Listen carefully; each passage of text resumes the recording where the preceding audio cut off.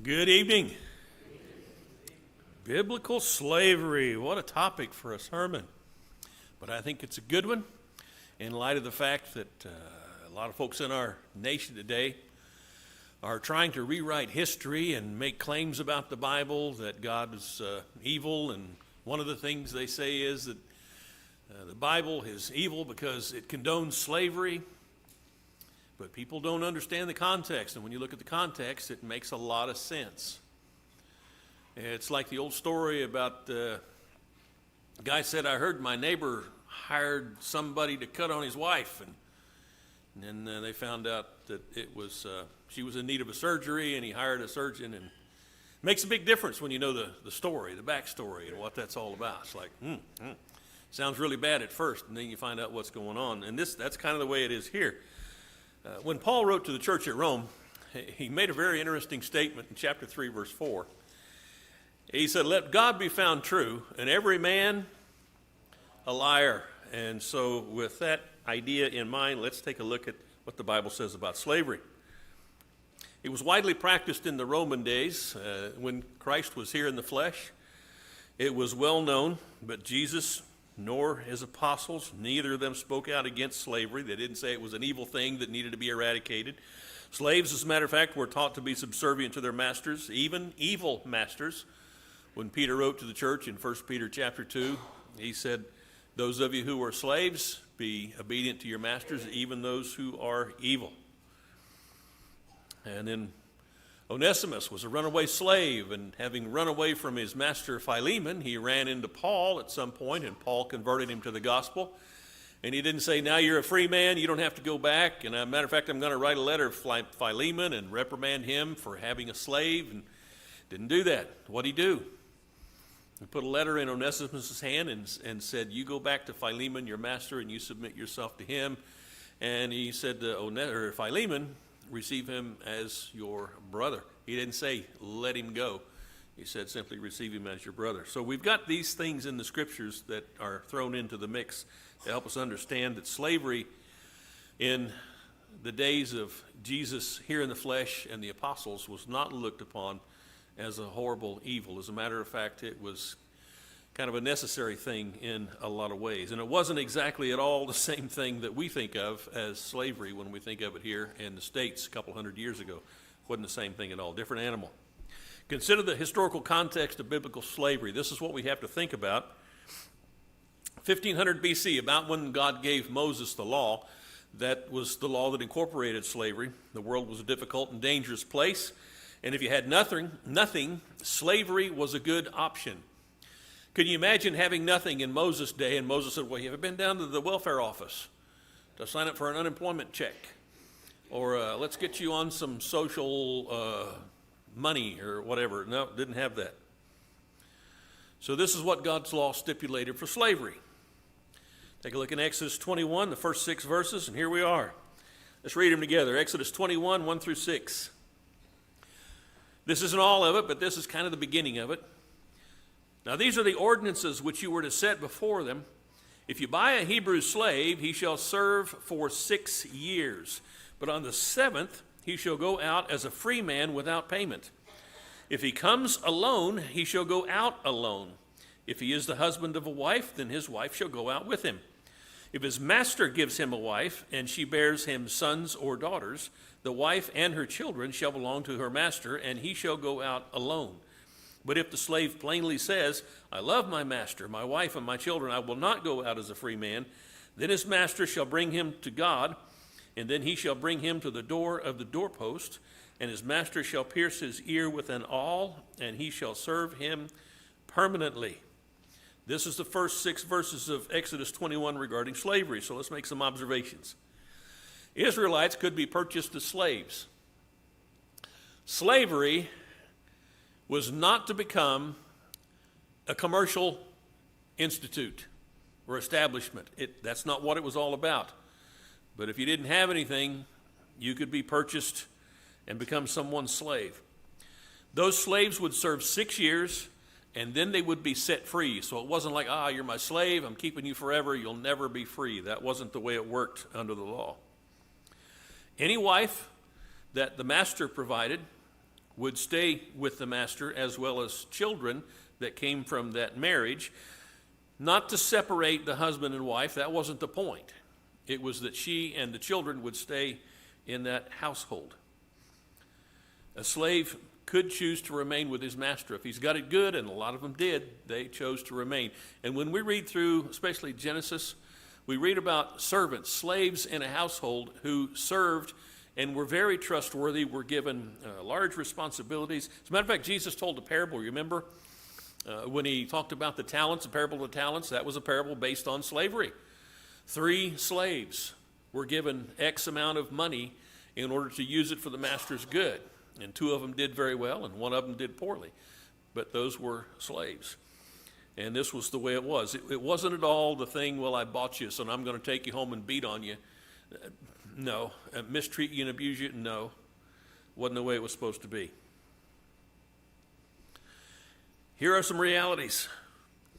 If you didn't have anything, if you were destitute, you were poor, you didn't have any skills even perhaps, you could become someone's slave, sell yourself to someone. You're poor, you're destitute, you don't know where your next meal is going to come from, and you look down the road and there's a guy, a rich guy, he's got crops and fields and herds, and you go down to his house, hi, what's the possibility of me becoming your slave? So, well, what skills do you have? Well, I don't have any. Well, we can take care of that, we'll train you. Where do you sleep right now? Well, I don't have a place. Well, we'll take care of that. You can sleep with us. Here, go get a meal. Now, get out in the field and work. Go work with the animals, whatever it might be. Here's some hides that need to be tanned. Let's train you doing this. That's the way it was. And so you would have a place to stay. You would have food. You would have a family unit where you would be protected from anybody who thought, hey, there's a guy, let's grab him and put him in the mines somewhere, make him the bad kind of a slave. Wouldn't happen to you because you're the servant of someone who would care about you under the law and treat you as a person of value. You had security from poverty, and you had security from danger. If you were by yourself, it was a dangerous place to be. You would get training in some skill or skills. Some of that would be dependent on your master, but some of that would be dependent on you. You remember what happened with Joseph? Sold into slavery. What happened to him? Took him into Egypt. He was sold to Potiphar. What did Potiphar find out about Joseph? This capable young man. I'm going to put him in charge of everything. Joseph, as a slave, had complete run over Potiphar's house. That's the way it worked. When you had a slave who was capable, you didn't beat him all the time and keep him chained to the wall. You put him in charge of things, and that's how the world was run. And if you didn't have anything, slavery was a pretty good option. You would eventually get your freedom under the law. And we haven't read it yet, but the law demanded that when you set your slave free in the 7th year, you send them out with a grub stake. You don't send them out empty-handed. You give them from your flock, from your herds, from everything, so that they can go out with a grub stake if they wanted to go out. Exodus chapter 21, 7 through 11. Let's read this. If a man sells his daughter as a female slave, she is not to go free as the male slaves do. If she is displeasing in the eyes of her master, who designated her for himself, then he shall let her be redeemed. He does not have authority to sell her to a foreign people because of his unfairness to her. If he designates her for his son, he shall deal with her according to the custom of daughters. If he takes to himself another woman, he may not reduce her food, her clothing, or her conjugal rights. If he will not do these 3 things for her, then she shall go out for nothing without payment of money. In other words, she wouldn't have to pay to be released if he did not keep up those responsibilities towards her. So a man could sell his daughter into slavery. Doesn't that sound horrible? Well, what if you're back 1,500 years before Christ came and you have nothing to provide for your daughter? And you look down the road and you see the same guy we were talking about a while ago. He's got flocks, he's got herds. You find out what you can about this guy, and you think he's a good man, he's a fair man, and you think, if I take my daughter down there and ask him to take her on as a slave, she will be cared for, she will be protected, she'll be provided for, she'll have a roof over her head, she will learn skills. She may become part of his family. If he likes her well enough, he might even marry into that family, and then we got a pretty good thing going because there's daddy's retirement. Well, I might have gone too far with that one. But you see where we're going with this. We tend to look at this and we see things in light of what's going on today. Well, that's not fair. Sell your daughter into slavery. Well, better than starving to death, isn't it? Better than living in poverty, isn't it? There weren't any programs like there are today. There weren't state police and Choctaw police and county sheriffs looking out for you and watching out for you. You couldn't call 911 and get a fireman on the phone to come and help you when things were going bad. It's not the way it was back then. You had to have support. And if you were poor and impoverished and nobody cared about you, this was a way to take care of people who just didn't have anything. So a guy could sell his daughter into slavery. She wasn't supposed to go free like the male slaves were, however. Do you remember the 24th chapter of Deuteronomy talking about marriage? Why did God give men the right to divorce their wives according to Deuteronomy 24? Because they had hard hearts. That's the only reason. But from the beginning, Jesus would say in Matthew 19, it wasn't so. That hard-heartedness, I believe, it doesn't say here, but I believe that's why God said, all right, you keep those girl slaves under roof. You don't let them go because it's a dangerous world. And you put a girl out there on her own, it's not the same as putting a guy out there on his own. Her master may allow her to be redeemed. In other words, her daddy now found a job. He found work. He's employed. He's prospered and says, I want to buy my daughter out of servitude, and he can go and redeem her. If he can, that's available. She may not be sold to aliens. This kind of slavery was kept among the Israelites. You had to stay with your own people. You couldn't be sold to anybody else. Now, remember, Joseph was sold to the Midianites, but how long before the law was that? I'm not saying that made it right. I'm just saying don't judge those boys in the face of the law, because this was several hundred years later. All right, Exodus 21, 7 through 11 continued. If she's designated for his son, she must be considered a daughter. So now she's risen in status. She's no longer a slave. Going to be a daughter. If you're a daughter, you're subject to inheritance. How about that? That's a little better than what it was. If he takes another wife for himself, her rights must not be diminished materially or conjugally. These were the days of polygamy. Now, God never comes right out and says, I like polygamy, it's a great idea, but he allowed it. I have the idea, I get the idea that he allowed polygamy just like he allowed divorce. It wasn't his original plan, but he allowed it, and here he's writing that into the law. All right, if you're going to get married to another woman besides the one you've got, you can't cheat this one. You can't put her as a hard-hearted husband in a situation where she's going to be struggling. You got to take care of her just like you do your new wife. Do you see the kindness of God written into these laws? You see him providing for those who are unable to provide for themselves? If he does refuse her these provisions, she's supposed to go free, and she doesn't have to come up with the redemption money. Exodus 21 also teaches us this. Verse 16, drop down where it says, he who kidnaps a man, whether he sells him or he is found in his possession, shall surely be put to death. This is what was going on, and this was the basis of much of the slavery that took place in this country a couple hundred years ago. They'd go someplace and kidnap people, take them from their homes, and bring them back and force them into servitude. This is not the way of the law of slavery under the law. This was forbidden. Verses 20 to 21 say this: if a man strikes his male or female slave with a rod and he dies at his hand, he shall be punished. Now, it doesn't stipulate what the punishment is here, but when you go back up to verse 12, what did it just say in verse 12? He who strikes a man so that he dies shall surely be put to death. So you strike your slave and he dies, it looks like under the law that you would be culpable and perhaps suffer the penalty of death as well.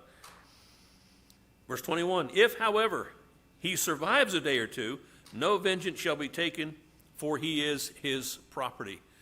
And I know as Americans, we might struggle with that concept. Well, if you're going to hit your slave, just don't hit him hard enough so that he dies. I don't have all the answers for this. But these are stipulations that are provided so that even masters would know, okay, I can't just run roughshod over these people. That's not what God would have me to do. Verses 26 and 27.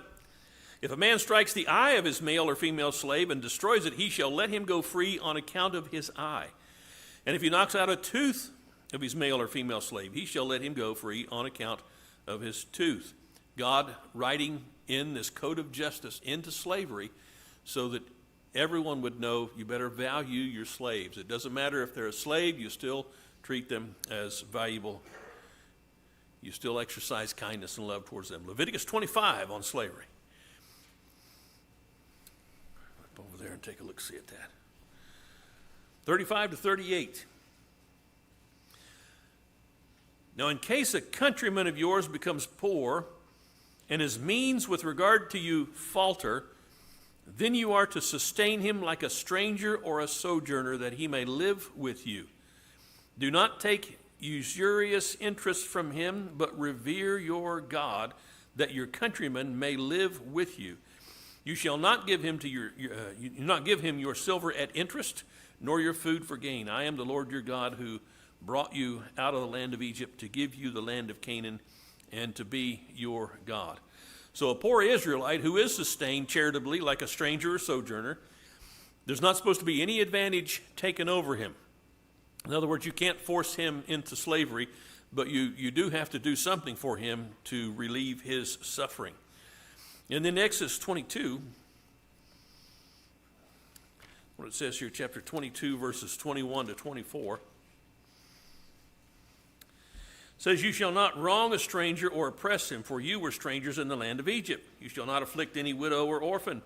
If you afflict him at all, and if he does cry out to me, I will surely hear his cry, and my anger will be kindled, and I will kill you with the sword, and your wives shall become widows, and your children fatherless. So you're reading this, and you think, hey, I'm a rich guy. I can buy a bunch of slaves and treat them however I want. Oh, wait a minute. Nope. If I exercise meanness over those who are in my charge, God will bring it to bear in my life. God is warning. All right, we've got a system here to take care of people who can't take care of themselves. But you better do it with respect. You better do it with compassion. Leviticus 25, 39 to 43. A poor Israelite may sell himself as a slave to another Israelite. That was a possibility. You don't have anything, find some guy you think will treat you well and sell yourself to him. And it's back to what we were talking about earlier. You'll be put to work. You'll learn a skill. And in 7 years, you'll be set free. He's got to be treated like a hired man. He shall serve only until the Jubilee. And this is Leviticus 25, 8 to 12. That's what this whole chapter was really about. It says you're to count off 7 Sabbaths. This is Leviticus 25, 8. 7 Sabbaths of years for yourself, 7 times 7 years, so that you have the time of the 7 Sabbaths of years, namely 49 years. You shall then sound a ram's horn abroad on the 10th day of the 7th month. On the day of atonement you shall sound a horn all through your land. And you shall thus consecrate the 50th year and proclaim a release through the land to all its inhabitants. It shall be a jubilee for you, and each of you shall return to his own property, and each of you shall return to his family. If you shall have the 50th year as a jubilee, you shall not sow, nor reap its aftergrowth, nor gather in from its untrimmed vine. For it is a jubilee, it shall be holy to you, for you shall eat its crops out of the field. So you're a slave, you're a servant, and you've got 2 years to go before your 6 years is up, so you'll be released on the 7th year, but it's a jubilee year. So now you can be released early if you want to. These are stipulations written into the law. You don't sell this guy. He sold himself to you. He didn't sell himself to you so you could make money with him by selling him to somebody else. He sold himself to you. You are responsible to retain him as a slave. He stays in your house, and he's never to be ruled over with severity. I'm telling you, if the slavery that took place here 200 years ago was practiced like this, things would have been very different.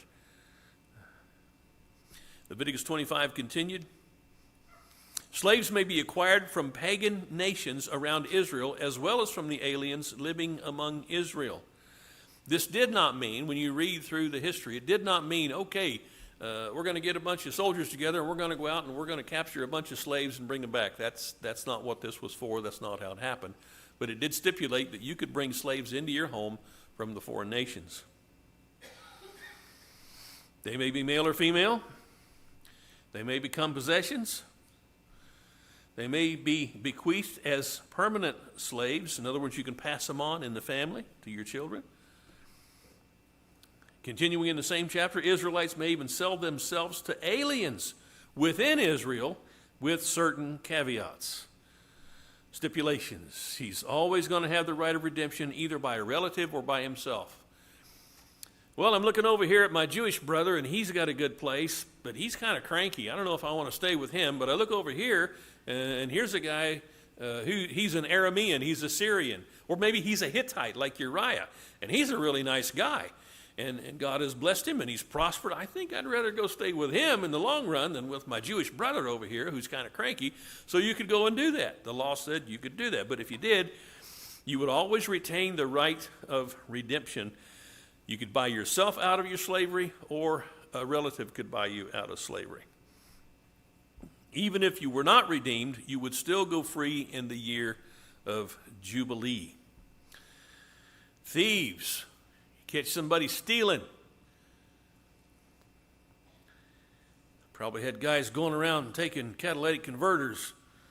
Even back then, you catch those guys stripping copper out of air conditioners. Sell them as slaves. You catch them, you sell them as slaves. What did the law stipulate for a thief? Had to make restitution how much? It was fourfold. You steal $100, we catch you, you got to give $400 back. Now, if you kidnap somebody, what happens then? You die. The law says you die. You see the value system that God puts into the law? You kill another person, you die. You steal from somebody, well, you got to repay that. You got to pay it a lot more, but you still got to repay it. You don't lose a hand. You don't lose an eye. You don't lose your life. You pay back what you've stolen. If you can't pay it back, then you got to go to work as a slave. All right. You might be better off working as a slave than you were as a thief, especially, well, obviously so, morally and spiritually speaking. But that's what's said for thieves.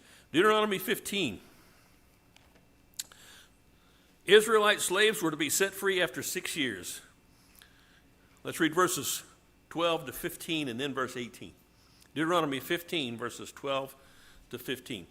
If your kinsman, a Hebrew man or woman, is sold to you, then he shall serve you 6 years, but in the 7th year you shall set him free. When you set him free, you shall not send him away empty-handed.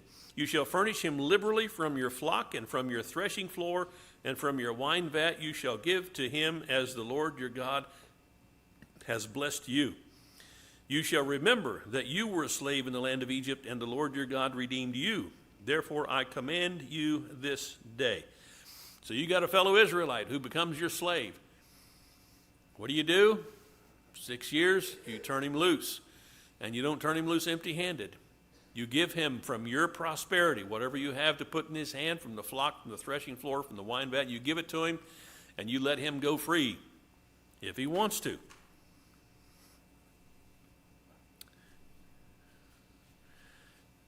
And masters, as they did that, were to remember God, we were enslaved and God set us free. And look what he did for us. He set us free with the wealth of Egypt. And so God's saying you do the same thing.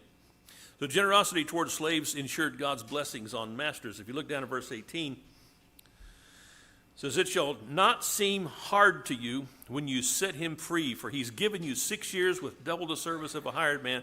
So the Lord your God will bless you in whatever you do. You follow what I'm telling you about slavery. You treat them well and you turn them loose with a grub stake.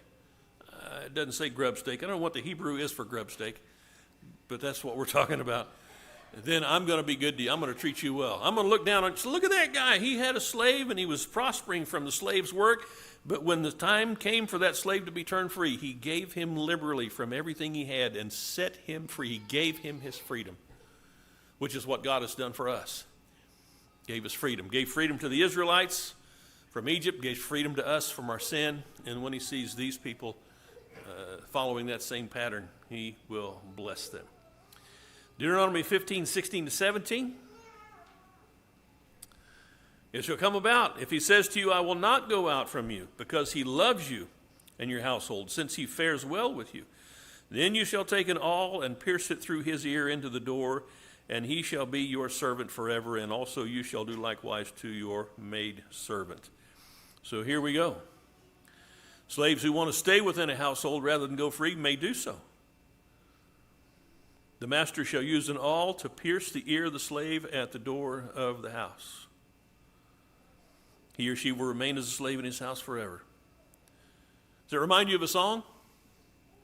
Yeah, pierce my ear, O Lord, I pray. That's a song that came directly from this passage on slavery. If you're sold into slavery, you sell yourself into slavery, and you find out, well, I got it pretty good here. I work for a good master. He's trained me well. I've learned some good things. I've got friends among the other slaves with whom I work. I've got a nice place to sleep. I don't ever have to worry about anybody beating me up, because if anybody threatens me, my fellow slaves will take care of them. It's a pretty good deal. I eat. I sleep in peace. I belong. That was what slavery was all about. That was its intention. I wish we could bring it back. Replace it with some of the programs we've got today. It wasn't based on race. It wasn't based on these humans being lesser humans than anybody else. It wasn't based in commerce. Here's a way to make money. None of that. This was simply welfare. This is how you took care of people who couldn't take care of themselves. I hope you found this lesson interesting. If nothing else, next time somebody says, the Bible's got slavery in it, you can say, oh, wait a minute. Let's take a look at some context here. And maybe you'll have something to answer. You are a slave. You know that? We're either a slave to righteousness or we're a slave to sin, one way or the other. It's your choice. And we're going to stand and sing a song of encouragement. If you've never obeyed the gospel of Jesus Christ, you're a slave to sin. And we would like to help you obey that gospel so you can be a slave to righteousness. If that's what you'd like to do tonight. We had 2 young ladies do it just this week. It's not too late. The water's probably still warm. So let's stand and sing the invitation song together.